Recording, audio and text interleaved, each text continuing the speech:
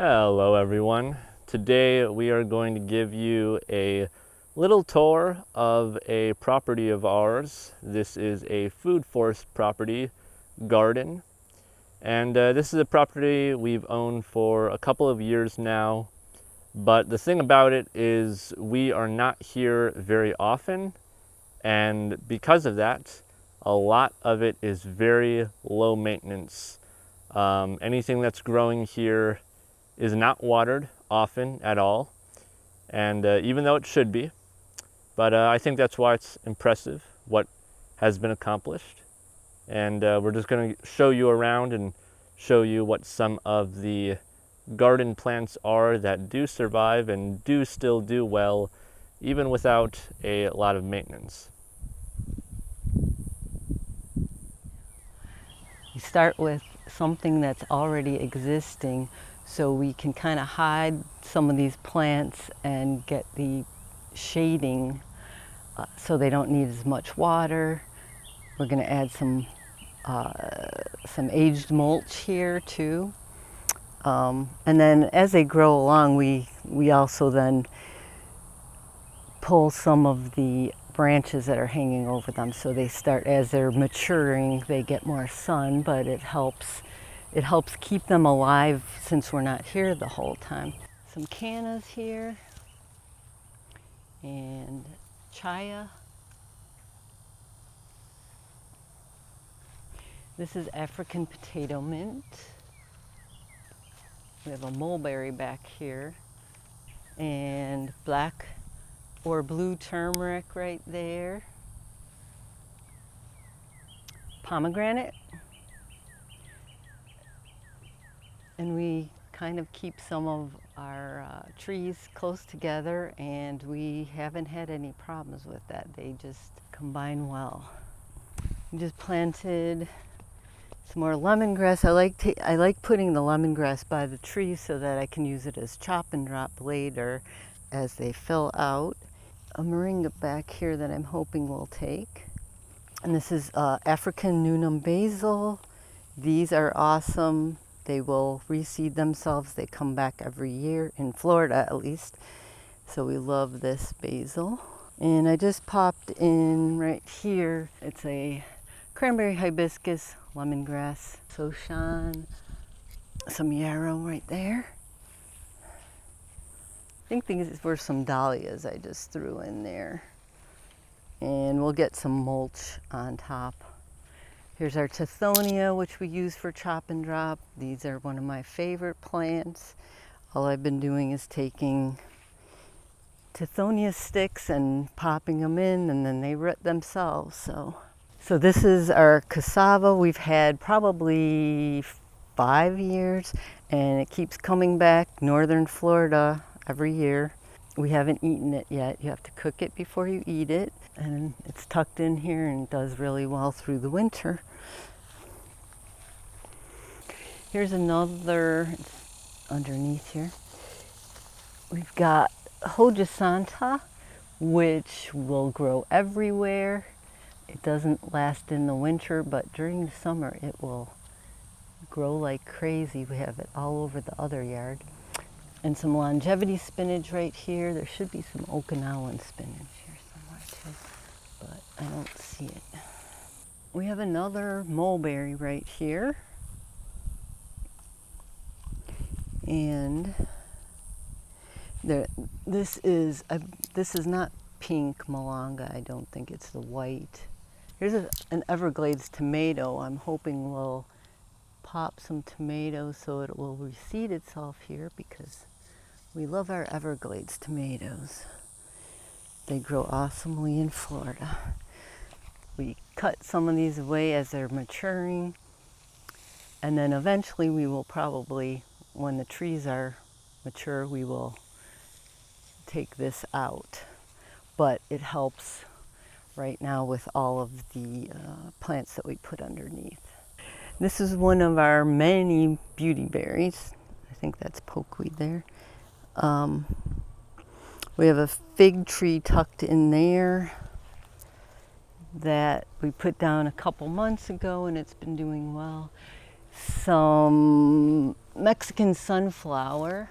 These are the seeded ones, the bright orange ones that are self-seeded, and they will grow everywhere, but you can use them as chop and drop as well. Here's some milkweed that we put in the ground like 2 months ago. Here's another pomegranate that we put in about 2 months ago. Here's our elderberry area, one of our many elderberry areas. Here's our purple ube yam, which I love.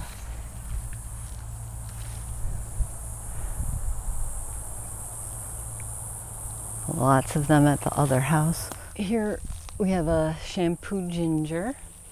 I just put that in a few minutes ago.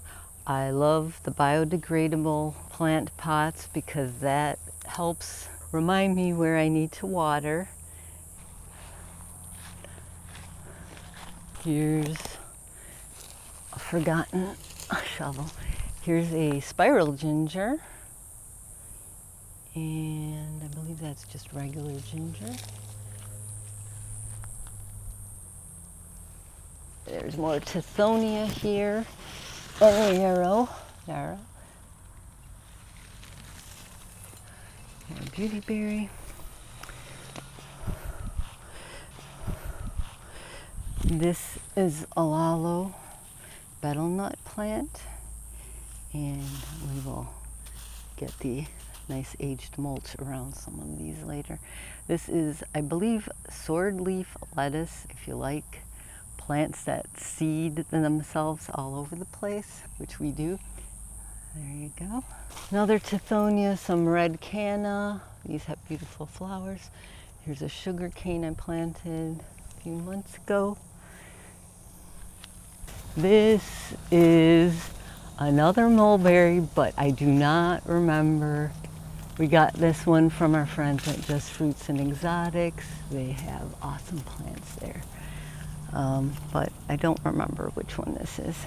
And this is our rue plant, which I love. It's a spice, medicinal. It's growing really well. This has been here probably 5 years or more. We have banana. Some more Tithonias growing really well from the cuttings. They will have beautiful yellow flowers on top. And we do feed them to our animals. That's huge for our animal feed. Over here we have a fallen tree limb. I tried to cut some of that up, threw that in a pile over there, and mulched down a lot of the smaller limbs and branches. I don't know if you can see that so well. Hopefully you can. It's pretty bright, very sunny. But if you look at the difference between this mulch down at the bottom starting to decompose, and the decomposing mulch is a very good thing to have. Makes for good planting material.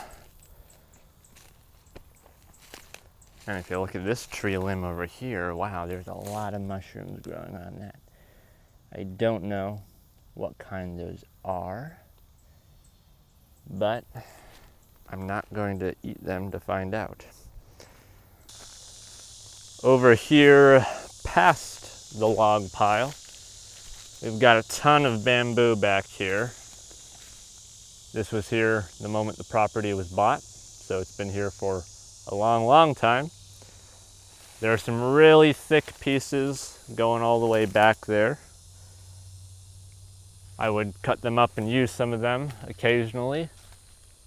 And that stuff grows way tall. And yeah, it's a great thing to have for your permaculture garden. This is a great plant to have. You can mulch it, use it for trellises, all that kind of stuff. That said, there are ticks in that area. I know from experience. Okay, this is loquat. This has been growing here. Probably we put it in maybe the first year. So I don't know, 6 years old maybe. Hasn't fruited yet. And we have a fig tucked in under there.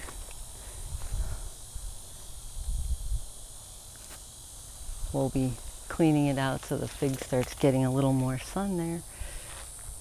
Some lemongrass. Here is persimmons, mimosa in here, which we have growing wild throughout our property, which I love. There are medicinal benefits as well.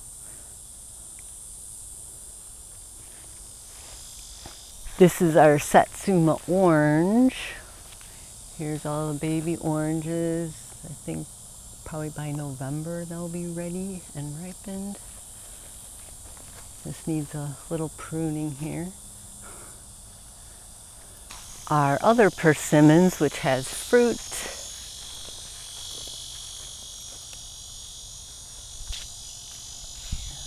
There's more. I'm not sure. I think those get ripe in another couple months. Crazy wild Japan holly. We'll probably knock that down a little. Getting a little wild there. There's a little elderberry here, but and we got some wild vines there. But this is a service berry somewhere in there. Where? Here it is. Can you see this? We have to clean this one up because there's a lot of Virginia creeper all over it.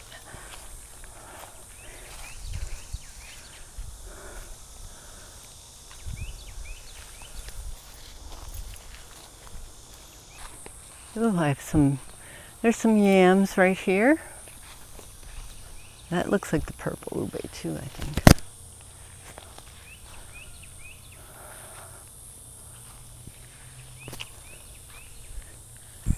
So this is the Chinquapin. Here's some of the pods ready. There's a lot of dead-leafed branches right here. And we've got two close together here. Yeah. And looks like they both have issues, so we'll have to prune some of these dead branches. We would also like to give a big shout out to David the Good.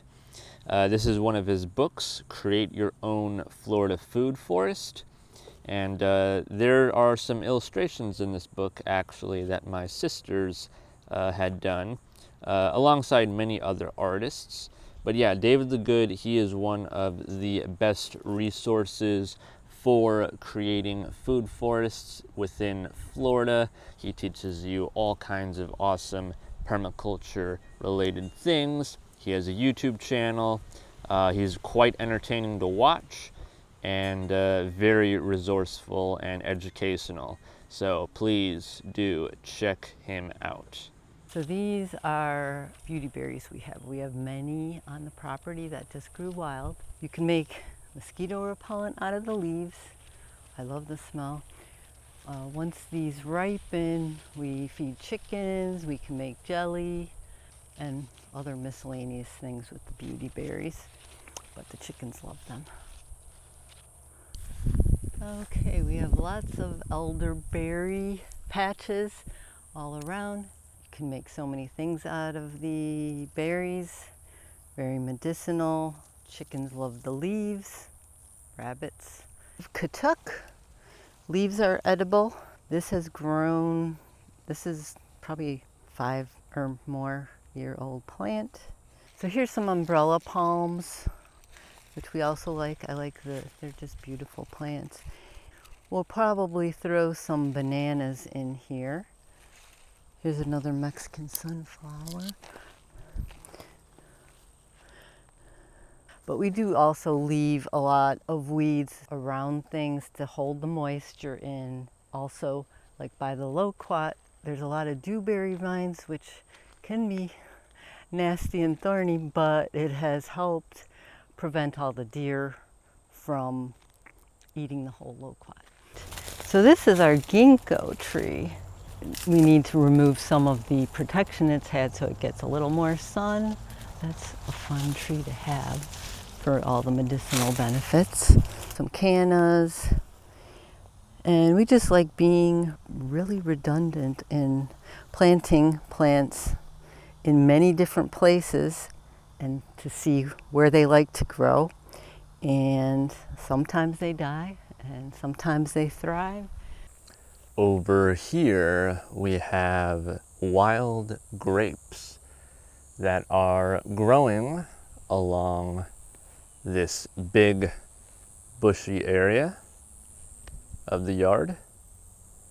And these are pretty prolific. They're kind of growing everywhere.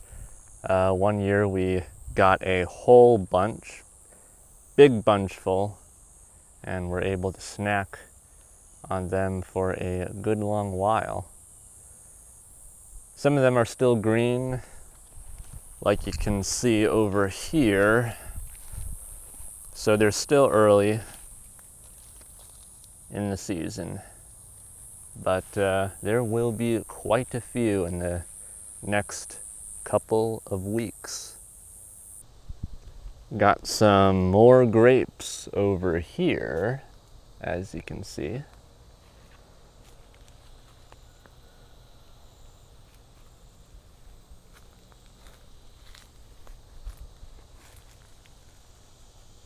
Very nice. All right, after a few minutes of work, we got a little pot of grapes. Pretty decent amount. Not all these grapes are in super good condition. Some of them are a little bit sunburnt, if that's the word. They're a little dry, but still, they taste good. And that's what matters. So one of the main principles of permaculture is that you observe your land for a year. And I feel like for a lot of people that leads to a lot of procrastination, and it certainly would have for us. And so I think it's helpful to just start planting things, get them growing, and it's amazing what you end up with in a short period of time. We've had some trees, a few trees that have died, or definitely a few plants, but we have so much here in this period of time, and it's amazing the abundance that we already have, that if we hadn't started, we would have nothing.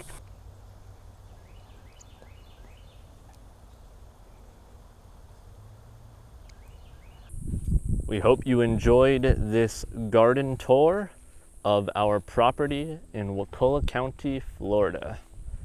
Until next time, subscribe, like, comment, whatever you want to do, and we'll see you next time. Bye-bye.